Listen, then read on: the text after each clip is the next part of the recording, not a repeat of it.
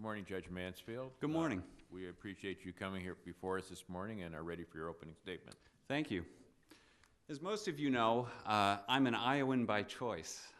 I came here 15 years ago so that my wife could pursue her career goals. And as things turned out, and they really didn't turn out as I probably scripted them at the time, I feel very, very lucky. For the last 2 years, I've had the privilege and honor of serving this state as a member of the Court of Appeals. And other than the position I'm applying for, I can't think of a job that would be more demanding or more rewarding. I've had the chance to write over 200 opinions and to sit on over 400 other cases. And those cases have involved virtually everything, from the man who wanted to have his head frozen and sent down to Arizona, to the runaway. Was he dead? After he was dead. And in my decision, I actually ordered that the body be exhumed and the head be sent down to Arizona. To the runaway dog that was the subject of a constitutional disagreement between Judge Doyle and myself, to many important civil and criminal and domestic relations and juvenile cases. Thank you. Thank you, all of you, for having given me that opportunity 2 years ago. Now, in my comments this morning, I'd like to talk a little bit about some things about my life that maybe aren't in the questionnaire. My mother was born in what was then the Soviet Union. My grandfather actually fought with the Bolsheviks during the Russian Revolution.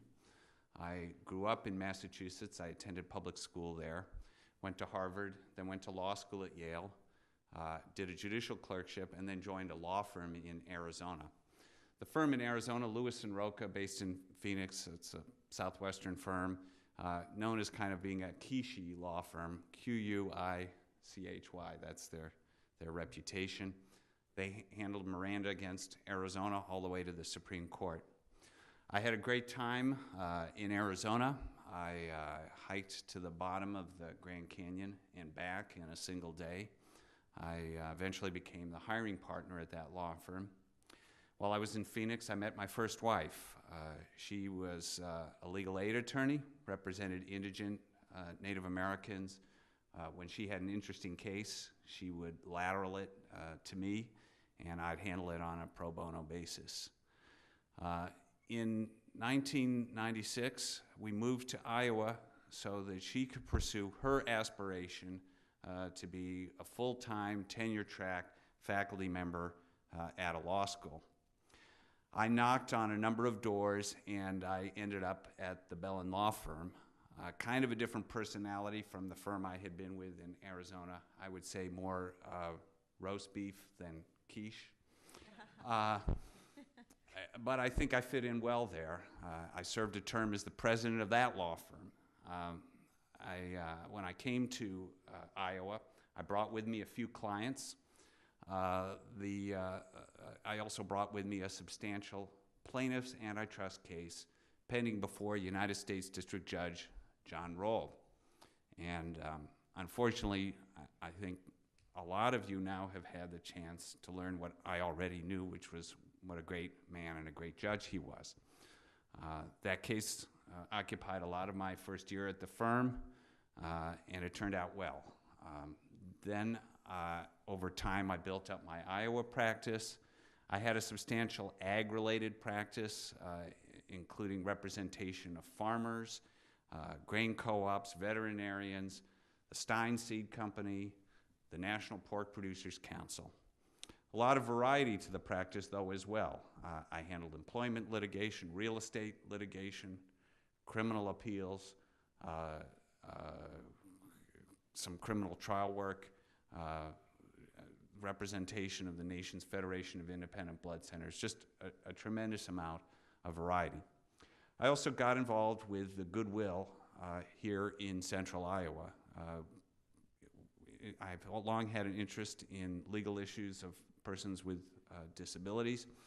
I became the chairperson of the Goodwill here, just as I had been the chair of the Goodwill in Phoenix while I was down there. In 1997, I proposed to Drake a course on election law. I've been teaching that class ever since. In 2008, I was asked to teach a full-year core first-year class on contracts. And this year, I've been asked to teach a full-year first-year class on civil procedure. Now, probably is not going to come as a surprise to you that I'm going to try to make the case that the best possible qualification for the Iowa Supreme Court is having served on the Iowa Court of Appeals. Let me talk first about the writing. Each of us on the Court of Appeals has to write over 100 opinions a year, plus concurrences and dissents. Appellate writing, appellate opinion writing, I believe, is different, and it's more difficult than other kinds of writing. And it's difficult and different because an appellate opinion has to do so many different things. It has to, on the one hand, be scrupulously fair, but it also has to be persuasive. And it has to be persuasive at different levels. It has to be persuasive to the litigants who know the case inside and out. It has to be persuasive to the bar, who won't know the case inside and out, but who will have a general understanding of the law and how appellate courts should decide cases. And in many instances, it has to be persuasive to the public. In addition, an appellate opinion has to decide the specific case, but it has to look ahead. It has to look forward to the future cases that are going to be coming down the road and to give guidance to lower courts and to the parties in terms of those future cases. The other thing I'd like to talk about in terms of my experience on the Court of Appeals is the collaborative process of appellate work. Appeals courts in our country decide cases as teams, not as individuals. Appellate judging involves a collegial, collective process of arriving at a joint decision. There's a lot of negotiation, there's a lot of give and take, there's a lot of tweaking of opinions, sometimes for significant changes, sometimes a change that you may think is not significant, but another judge thinks is very significant. I'd like to think that over the last 2 years, I've gained a lot of experience in doing that. While I believe that my experience on the Court of Appeals is my best qualification for service on the Supreme Court, I don't believe it is my only qualification. As I think I've tried to point out, I think I have had a very diverse practice, in private practice, before I joined the Court of Appeals. It includes a considerable period of time where I was practicing in another state, arguing many appeals in another state's appellate courts, being exposed to another state's judicial system. In addition, I've taught law. I think there's a unique value to teaching, and I haven't just taught some evening classes, but I've taught the core classes in 2 instances that are parts of the basic foundation of our civil justice system, contract law and civil procedure law, things that we make every student who goes to law school, everybody who wants to be admitted to the bar, take at considerable length in their first year.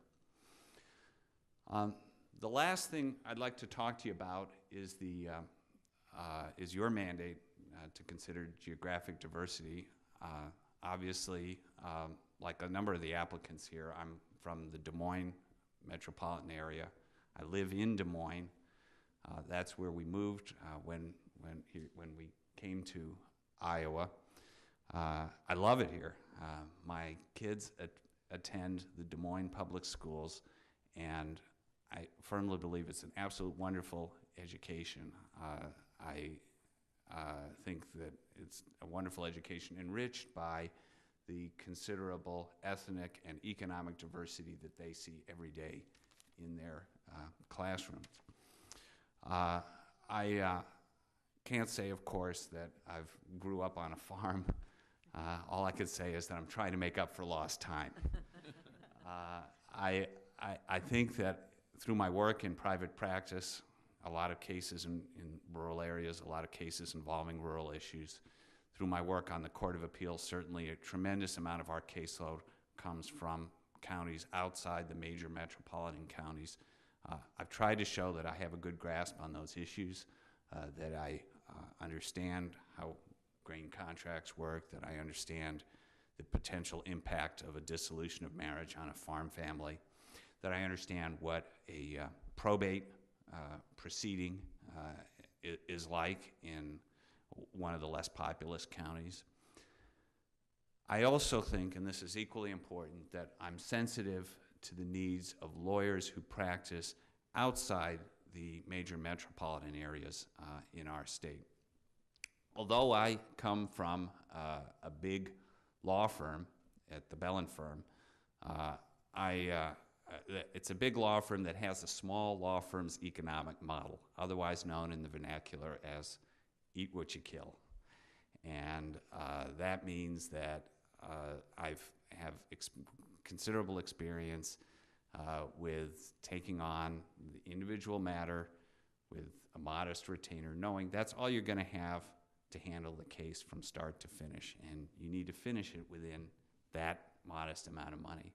And I think I understand some of the stresses that are placed on solo practitioners, on new lawyers, both by our economic times and by some of the new and changing demands of law practice. So those are my prepared remarks, and I'd be happy to answer any questions. Judge Mansfield, we work together, sort of, and I know you read our decisions because we talk about them. And you've been on some committees dealing with appellate rules where we interface.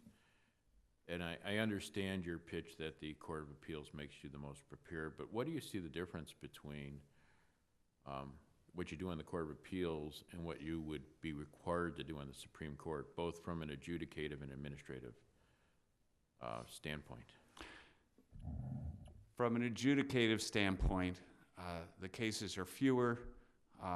They tend to be, on average, of broader public importance. I think they're generally published opinions, so there needs to be, I think it's the same kind of opinion writing you do on the Court of Appeals, but it's a more intensive, more demanding, even more demanding process if that's possible. From an administrative standpoint, I have the luxury on the Court of Appeals of being largely relieved of those duties, and I have to say I like that situation, as do my other 8 colleagues, and that may partially explain why only 2 of us are applying for this court. But I understand that the Supreme Court, in addition to its roles as the court of last resort in Iowa, also has an extremely vital role as, essentially, if you want to view the judiciary as like by analogy, as a company, the Supreme Court is the board of directors of that company. And therefore, I realize that a great deal of time has to be spent both on budgetary issues, on relations issues, managing relations with other branches of the government and with the public. And I would look forward to doing those jobs, even though I have to say at heart, and I think we've talked enough. I think at heart, you're most probably happiest and most comfortable deciding cases yourself. Thank you. Any questions? Mr. Fitzgibbons. Good morning, Judge. Good morning. You've appeared before our group on an occasion or 2 before, and I know from our conversations, you know that I have concerns about geography. and I have concerns about what our court is and what our court, where our court is going. I made a list here as I was just listening to you of some of the great justices of our Supreme Court who came from what I call county seat towns. Justice Snell, Ida Grove, Justice Larson, who headed this commission and we all have great affection for, from Harlan, Justice Harris, Jefferson, Justice Uhlenhop, the Uhlenhop rule that we all practice by, Hampton, Judge and Justice Stewart, Sheridan, Justice LeGrand. I look at our court today and I have concerns that we don't have those champions of the small county seat towns. And I've heard your very considerable expertise and experience, Harvard, Yale, Bell & Law Firm. By the way, in rural Iowa, we don't think of the Bell & Law Firm as roast beef, it's more filet mignon. But when I go back and I see the clerks of court that I work with on a daily basis, when I see rural judges who don't have the security you enjoy here in this building, when I see judges without the ability to do many things that you do here in Des Moines, what's the answer that I give to them when they say, here's another judge from Des Moines that's going to be on the Supreme Court, perhaps? Well, first of all, I'm not sure I agree that we haven't had to share in the sacrifice that's affected the whole state in terms of the judicial budgetary issues. For example, during my first 6 months at this job, I had no law clerk, and I therefore I had the assistance of a half-time staff attorney. But many of my opinions those first 6 months were just drafted solo. And of course, like all of us in the judiciary, and I think it's fair, we all took our fair share. We all shared in the furlough days that we had to go through. I think that geography is important, and I'm not going to argue otherwise. I also think that getting the best possible people is important, and I think in some cases, if you get a good qualified candidate who nonetheless comes from Des Moines but is sensitive to and understands the needs and issues that affect the judiciary throughout the state and especially outside Des Moines, then that's a good solution, and that's the best possible solution. Mr. Pace? Thank you, Justice Wiggins. Good morning, Judge. You had said, I think you said, that opinions written by the Supreme Court or appellate opinions in general need to be persuasive to the litigants, to the bar, but also to the public. Can you explain what you meant when you were talking about being persuasive to the public? Well, not everyone is going to agree with every decision. I recognize that. I know that when the Register talks about a decision I wrote, and then you look down below at the comments, there are going to be plenty of criticisms of that opinion, and that comes with the territory of being a judge.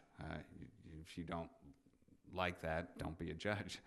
But I think that the public should at least be persuaded that the decision is made in good faith, that it is a reasoned approach to the problem, that it is a diligent approach that looked at all possible angles, and where the judge who wrote the opinion came at that decision after a full and fair deliberation. And it should do the best it can to persuade the public of the correctness of the reasoning.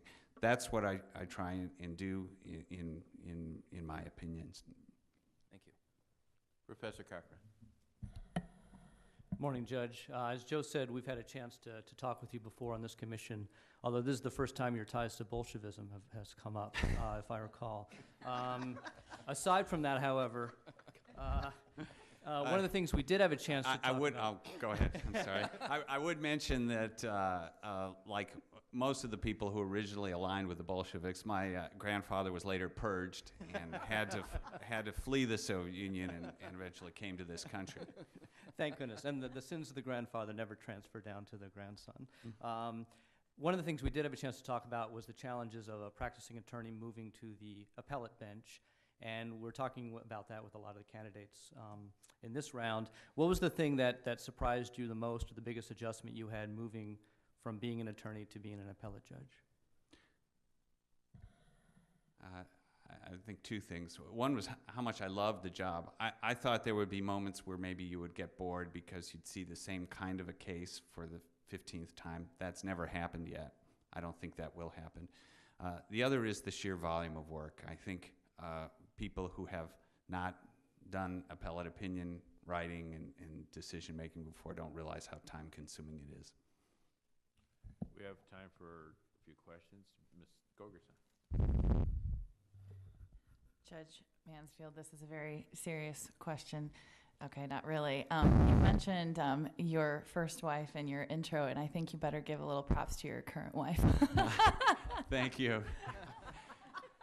The one thing is, she teaches preschool in the mornings. She actually works with Justice Wiggins' wife at the same school, although they don't work together. So she's not going to be watching. But in case she's watching on TV, I will say that certainly the happiest day of my life was the day that I got married to her, and actually we're coming on in a few days will be the 10-year anniversary of when I first got to meet her. Mr. Holm.